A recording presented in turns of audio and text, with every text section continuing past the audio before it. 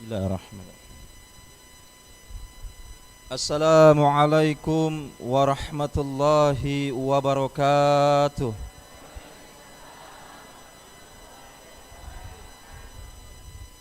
Saya sengaja tidak berpantun karena sudah dipakai sama Ustadz Oksa. Dan kalau berpantun nanti saya ikutkan ganteng ya, ikutan cakep gitu. Jadi nggak usah berpantun ya. Coba sekali lagi. Assalamualaikum warahmatullahi wabarakatuh.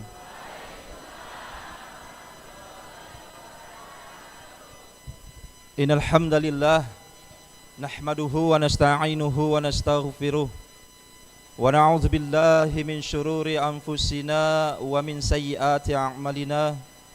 May yahdihillahu fala mudhillalah wa may yudlil fala hadiyalah. Asyhadu an la ilaha illallah wahdahu la syarikalah wa asyhadu anna Muhammadan abduhu wa rasuluhu alladzi la nabiyya ba'dah.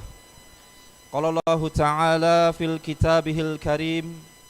A'udzu billahi minasy syaithanir rajim. Bismillahirrahmanirrahim. Innad dina 'indallahil Islam wa makhtalafal ladzina utul kitaba illa min ba'di ma ja'ahumul 'ilmu baghyan bainahum. Wa may yakfur bi ayatillahi fa innallaha sari'ul hisab. Shadaqallahul 'azim. Alhamdulillah, Bapak Ibu yang dirahmati Allah Subhanahu wa taala, kita hari ini bisa hadir di sini bersama-sama untuk memperingati manusia paling mulia, manusia paling agung, manusia yang setiap kebaikannya itu disebut-sebut setiap hari. Kalau kita mungkin kebaikannya ketika kita sudah meninggal mungkin sebulan 2 bulan selesai.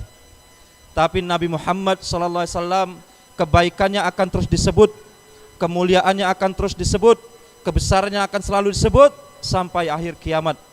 Maka beruntunglah kita menjadi statusnya menjadi seorang umatnya Nabi Muhammad sallallahu alaihi wasallam. Bapak Ibu yang dirahmati Allah Subhanahu wa taala, alangkah celakanya ketika manusia itu menyandarkan diri hanya kepada hartanya. Alangkah celakanya ketika manusia itu menyandarkan diri hanya kepada jabatannya. Dan alangkah beruntungnya ketika manusia itu menyandarkan hanya kepada Allah dan di rekening kita, maka kemuliaan itu akan jatuh. Bahkan Allah ada di dalam Al-Qur'an dia dengan harta yang dengan jabatan itu justru malah untuk mempersulit urusan umat Rasulullah. Maka orang seperti ini ketika jabatannya hilang, ketika dia diberhentikan, ketika periodenya habis, maka kemuliaannya pun akan ikut hilang. Maka alangkah celakanya ketika seseorang itu menyandarkan diri hanya kepada jabatannya. Dan alangkah beruntungnya ibu bapak ketika kita menyandarkan diri hanya kepada Allah dan Rasulnya. Allah tidak pernah mati, Allah dekat dengan kita, Allah Tuhan kita, dan Rasulullah adalah Nabi kita. Ketika kita hidup mengikuti Nabi, ketika kita hidup mengikuti syariat Allah, maka status orang itu akan menjadi orang yang beruntung. Maka seharusnya hari ini Bapak Ibu, dengan hadirnya kita di sini, seharusnya lebih lagi keimanan kita kepada Allah Subhanahu wa taala, kecuali dia yang berilmu. Kenapa? Ketika manusia dia tidak berilmu, maka dia menjadi orang yang merugi. Maka kita hadir di sini, insya Allah kita akan mendapatkan ilmu supaya kita tidak menjadi orang yang merugi. Setiap manusia itu merugi kecuali yang berilmu, dan yang berilmu itu pasti merugi kecuali yang beramal. Dia banyak mendapat ilmu di pesantren, dia banyak membaca kitab kuning, dia tahu bagaimana pentingnya syariat Islam. Ketika dia tidak beramal, mengamalkan apa yang dia ketahui, maka seseorang itu tetap menjadi orang yang merugi. Orang itu merugi kecuali yang berilmu pun merugi kecuali yang beramal. Begitu banyak ilmunya, begitu banyak gelar di belakangnya, di depannya, tetapi ketika tidak melahirkan amal, tidak menjadikan amal dalam kehidupannya berkenaan dengan ilmu yang dia milikinya, maka seseorang itu pasti akan menjadi merugi. Dan orang yang beramal pun masih merugi kecuali dia yang ikhlas. Banyak amalnya, retorika di depan mimbar, retorika di depan para jemaah, amalnya begitu banyak ketika menasihati orang, Amalnya begitu banyak ketika mengajak orang, tetapi dia tidak ikhlas. Dia hanya mengharap pujian orang. Dia hanya mengharap pujian-pujian dari penguasa. Maka orang-orang yang seperti ini menjadi orang yang merugi. Orang-orang yang seperti ini menjadi orang yang akan celaka nanti di yaumil kiamat. Maka yang beramal pun masih merugi, kecuali yang dia ikhlas. Dan orang yang ikhlas pun masih merugi, kecuali dia yang istiqamah. Kita ngaji, kita belajar Islam 10 tahun, 20 tahun. Ketika dia tidak istiqamah, bisa saja dia mungkin mati dalam keadaan tidak husnul khotimah. Begitu banyak contoh-contoh orang-orang terdahulu ketika dia tidak istiqamah, maka berakhir meninggalnya malah dalam keadaan tidak Islam ataupun murtad. Dan orang yang istiqamah pun masih merugi Bapak Ibu sekalian, kecuali dia yang husnul khotimah. Kenapa demikian? Ketika status orang itu masih hidup, dia masih punya potensi untuk merugi. Bapak Ibu yang dirahmati Allah Subhanahu wa taala, maka di siang, pagi menjelang siang hari ini kita hadir di sini untuk lebih lagi mendapatkan rasa, untuk lebih lagi kita mengulang-ulang pelajaran kita, bacaan sirah nabawiyah kita, bacaan Al-Quran kita, ayat-ayat berkenaan bagaimana supaya kita bersatu, ayat-ayat berkenaan bagaimana supaya kita itu menjadi umat yang terbaik. Sekarang saya mau tanya dulu dengan Bapak Ibu sekalian. Apakah kita semua di sini cinta dengan Allah? Kurang keras. Apakah kita semua di sini cinta dengan Allah? Cinta. Apakah kita semua di sini cinta dengan Rasul? Cinta. Apakah kita di sini semua cinta dengan Rasul? Cinta. Bohong. Cinta kita itu bohong Bapak Ibu.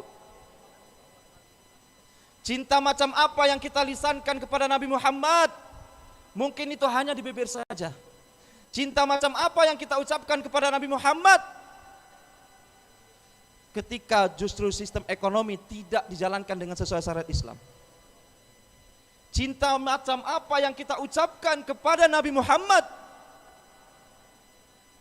Ketika justru saudara-saudara kita di Palestina tadi,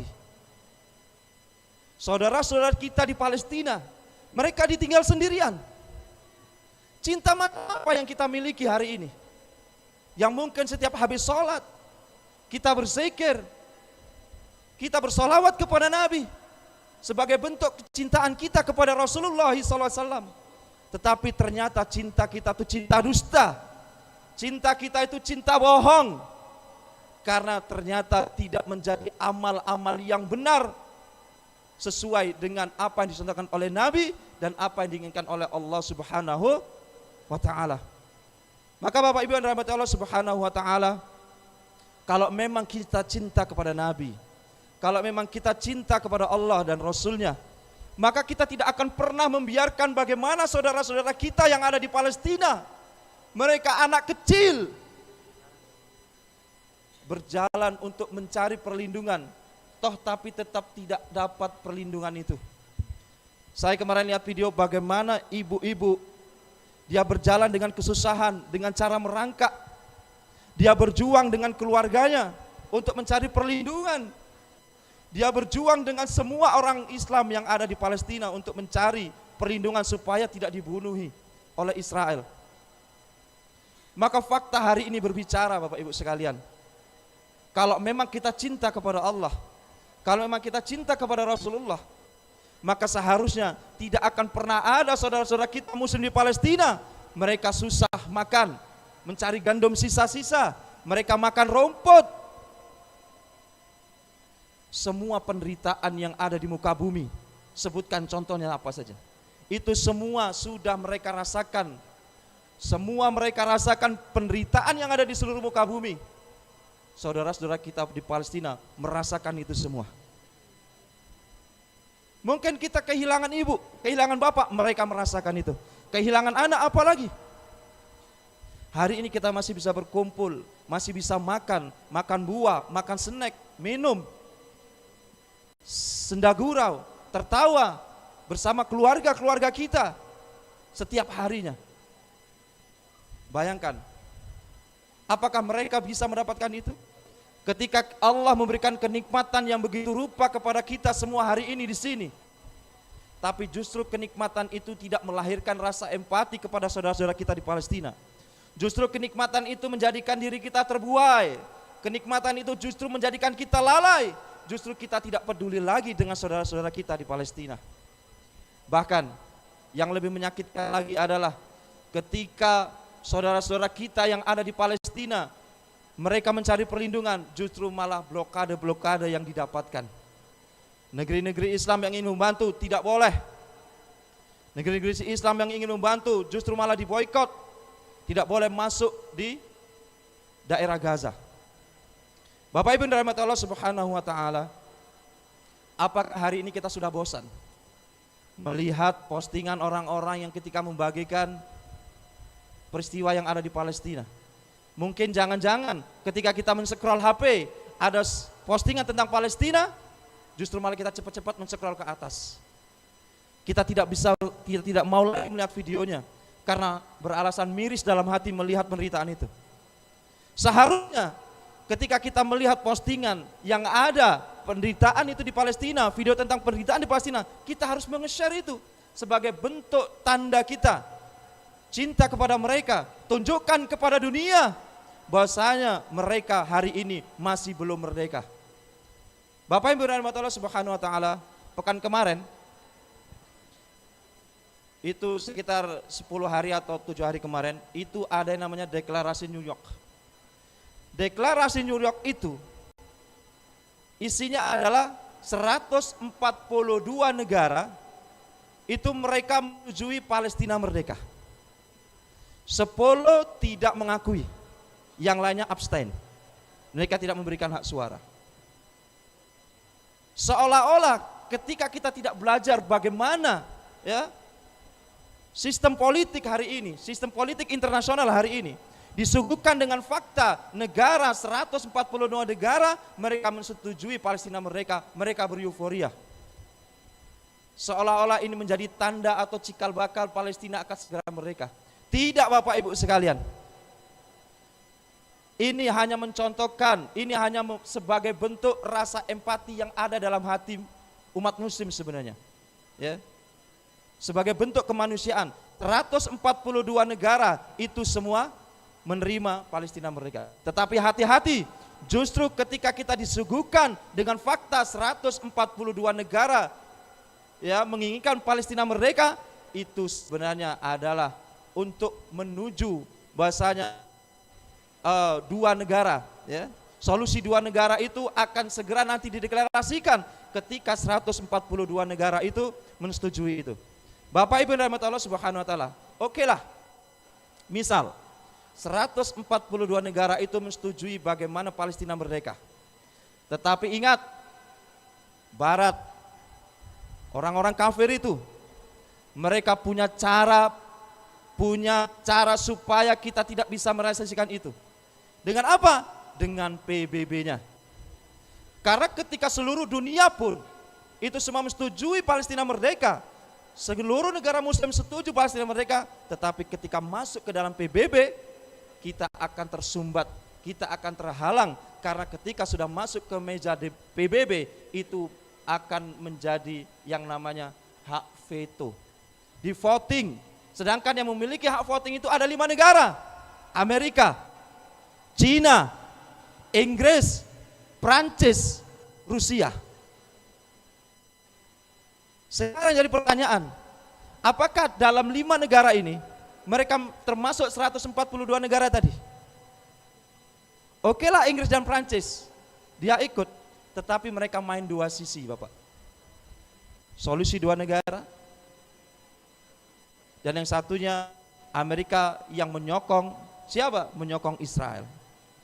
Ketika salah satu dari mereka tidak memberikan veto menyetujui, maka tidak akan pernah bisa terwujud Bapak Ibu Saudara. Ya. Bapak Ibu rahmat Allah Subhanahu wa taala. Maka hari ini ketika kita dihadapkan fakta dari dulu sampai sekarang puluhan tahun itu sudah berlalu. Meja negosiasi, ya, perundingan dan segala macam. itu tidak pernah membuahkan hasil yang signifikan. Kalau memang itu mendapatkan hasil yang signifikan, seharusnya Palestina itu wilayahnya tetap, Bapak Ibu. Tapi hari ini kita saksikan, justru Palestina semakin hari semakin sempit. Palestina semakin hari semakin tidak kelihatan di dalam peta. Kenapa? Itu menunjukkan arti cara negosiasi dan perundingan itu omong kosong, tidak akan pernah bisa terwujud. Karena apa? Karena memang mereka yang sudah mendesain itu, Bapak Ibu sekalian. Bapak Ibu yang dirahmati Allah Subhanahu wa taala, maka kita tidak bisa berharap dengan organisasi-organisasi internasional termasuk PBB, termasuk OKI, organisasi kumpulan negara-negara Islam pun tidak pernah bisa untuk kita andalkan. Kenapa? Ini jadi pertanyaan adalah, ternyata Arab pun itu tidak menganggap saudara-saudara kita di Palestina itu sebagai saudara. Sebagai contoh, ketika ada seseorang itu tangannya tertancap pisau, ya, atau ada seseorang yang misalkan seseorang ini dipukulin lah, ya. Ketika kita ada seseorang yang dipukulin oleh 10 orang yang ototnya besar-besar, ototnya besar-besar memukuli satu orang itu, apakah kita mau bantu untuk menolong orang itu? Pasti yang jadi jawabannya adalah, bisa Ustaz, paling kami menelpon polisi, menelpon orang-orang yang bisa menanggulangi 10 orang itu, ya, masuk akal. Tetapi hari ini coba, ketika kita melihat satu orang dipukulin oleh 10 orang yang ototnya besar, dan bayangkan orang yang dipukulin itu anak kita, orang yang dipukulin itu bapak kita, orang yang dipukulin itu ibu kita, apakah kita harus nelpon polisi? Apakah kita detik itu juga menolong? Pasti detik itu juga kita menolong. Konsekuensi mati apapun kita tidak akan pernah gubris. Kita tidak akan pernah pikirkan itu. Kenapa? Karena kita menganggap yang disakiti adalah saudara kita, yang disakiti adalah bagian dari keluarga kita. Dan hari ini justru Arab tidak menganggap Palestina sebagai saudaranya. Mereka hanya menganggap Palestina hanyalah negara tetangga. Ketika sudah bernama negara, maka akan dibatasi dengan nation state, dengan nasionalisme. Bayangkan kalau hari ini Palestina dianggap saudara oleh Arab, pastilah mereka sudah sangat cepat untuk menolong itu, ya. Orang terkaya di dunia itu siapa? Bukan Elon Musk. Orang terkaya di dunia itu justru Salman, Muhammad bin Salman. Kenapa yang tercatat Elon Musk? Karena Elon Musk sahamnya itu masuk ke perusahaan-perusahaan umum dan dia bisa sangat bisa dicatat dan bisa ditelusuri harta kekayaannya. Tapi lihat Muhammad bin Salman, apakah hartanya diberitahu oleh dunia? Sahamnya diberitahu oleh dunia? Karena harta-harta dia tidak dipublikasikan. Maka orang terkaya di dunia adalah Muhammad bin Salman. Tetapi apa yang terjadi? Muhammad bin Salman, orang terkaya dengan banyak hartanya, banyak kekuatannya, justru tidak menolong saudara-saudara kita di Palestina. Justru malah bersekongkol dengan Amerika. Kenapa saya mengatakan demikian? Coba perhatikan, ketika Arab, Saudi, Kuwait dan semacamnya, ya, itu mereka menjual minyak, mata uang yang dipakai apa? Maka mata uang yang dipakai adalah dolar. Artinya semakin banyak dolar itu dihasilkan, Amerika semakin kaya. Sedangkan Amerika adalah penyokong setianya Israel. Jadi bagaimana mungkin kita berharap kepada Amerika? Bagaimana mungkin kita berharap kepada antek-anteknya Amerika? Ketika kita ingin berjuang, banyak halangan-halangan, ya. Kita tersekat oleh kelompok-kelompok, kita tersekat oleh nasionalisme. Maka hari ini Bapak Ibu sekalian, berarti ada sesuatu yang kurang, ada sesuatu yang hilang dalam diri kita. Apa itu? Junnah, perisai yang melindungi kehormatan umat Islam, yang melindungi harta umat Islam, yang melindungi nyawa umat Islam. Dan hari ini junnah itu tidak ada. Apa junnah itu? Yaitu al-khilafah. Bayangkan hari ini Bapak Ibu sekalian, ketika khilafah itu tidak ada, negara-negara Islam justru, negeri-negeri Islam justru malah terpecah belah. Mereka terpecah-pecah menjadi banyak negara, dan ini menjadikan kekuatan kaum muslimin itu sedikit. Kekuatan kaum muslimin itu menjadi lemah. Silakan searching di Google, jumlah tentara paling besar itu siapa? Ya, yang paling dekat dengan Palestina, Mesir Bapak Ibu. Kalau Turki agak jauh. Turki juga berdekatan tapi masih dekat dengan Mesir. Silakan searching di Google. Siapa tentara paling hebat Turki dan Mesir? Yang notabene mereka itu adalah kaum muslimin.